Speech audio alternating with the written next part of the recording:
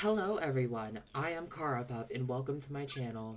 Today, I'm going to be attempting to balance Flourish of Chara in UTPR as someone with balancing experience.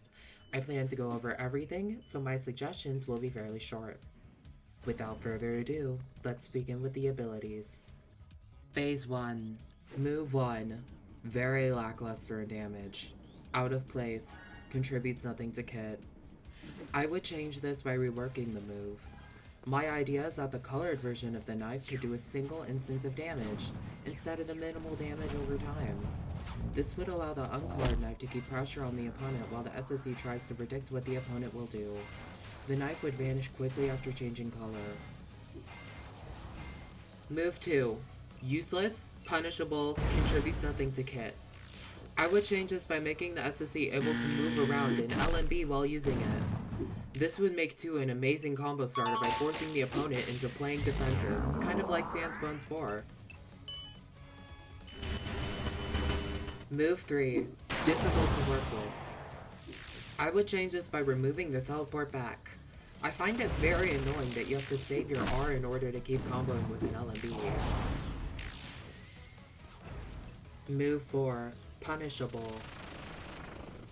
I would change this move by reducing the end lag so it's harder to punish. Move 5. Inconsistent. This move doesn't really have any balancing issues, but the main issue is that the knife placements are randomized, which leads to combos failing because of RNG.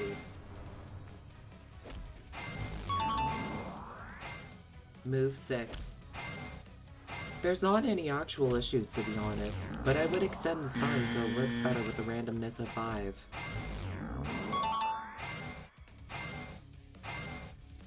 Phase 2.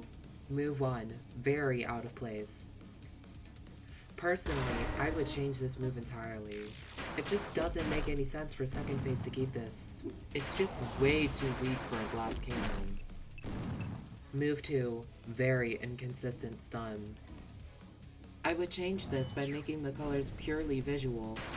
Its function as a move enabler and combo extender both vanish if somebody knows how to dodge the colored knives.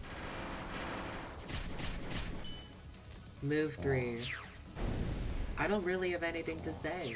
It does its job of starting combos well without being too powerful. Move 4. Unnecessary tracking. I would change this by reducing the tracking. This move has no business being so good at starting combos. Move 5. Too easy to combo. There's no issue with 5 alone, but using 5 with 2 is way overpowered. I would change this move by making 5 go on cooldown after using 2. Move 6. Lackluster damage, no combo potential. I would change this move by extending the sun, allowing the SSA to combo after it. Either that, or make it deal more damage. Phase 3. RMB, M2. Not worth using. Out of place. My main complaint is that this move barely fits in with this phase's kit. It's a 0.0 grab that does minimal damage while being near impossible to combo. If my opponent is grounded, I would much rather use any Souls move or set up with Vines 1. I would buff it by increasing the damage and extending the hitbox.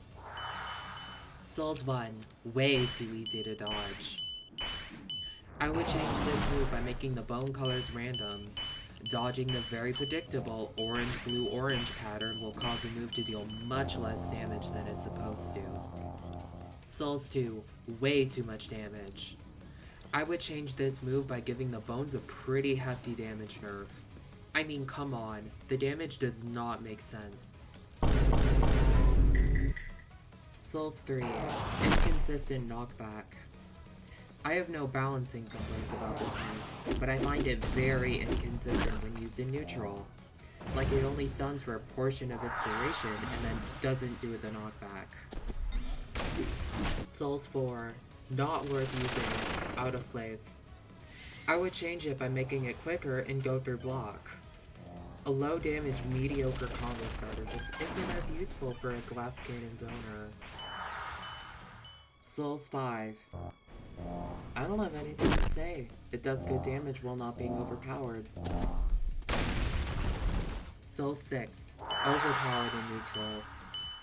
This move has very little startup and a big hitbox while having no end lag. It's a perfect free 15 damage to use whenever. I would change it by giving it an audio cue, like a little beep, so it's easier to dodge. Vines 1, Limited Vision.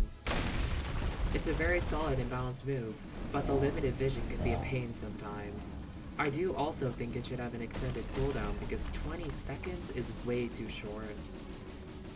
Vines 2. If you don't know what this move does, it gives SSE spiked armor that damages the opponent in return when they deal damage to SSE. For this, the SSE sacrifices a little bit of speed. In my opinion, it's a well-balanced mechanic that doesn't do too much or too little damage. It's also very fun to kill with. Vines 3. Again, I have no complaints. It's a basic counter that gives you plenty time to set up. Here's a cute little combo I made. I thought I'd show you.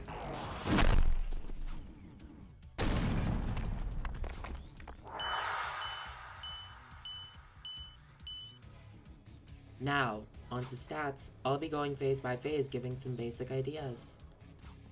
Phase 1 is very focused on maintaining control in neutral to get combos, instead of doing damage. The attack, speed, and health are fine, but the puny defense leads to this phase being a pushover. I would definitely give this phase a defense buff. Phase 2 is a true glass cannon, focused on getting in as much damage as possible before dying. Regarding stats, I don't have any issues with this phase. I think it's perfect where it is. Phase 3 is a zoning menace with damage all over the place. Since this phase is the most valuable of the three, I think it should be a bit bulkier. I would give it a slight health and defense buff.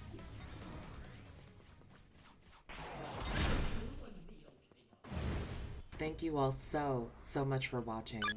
If you enjoyed this video, remember to leave a like and subscribe to see more from me. This video was actually voted on by my lovely Discord community, so join if you're interested in voting on my upcoming content. Again, thank you so much for watching, and see you in the next video. Bye bye!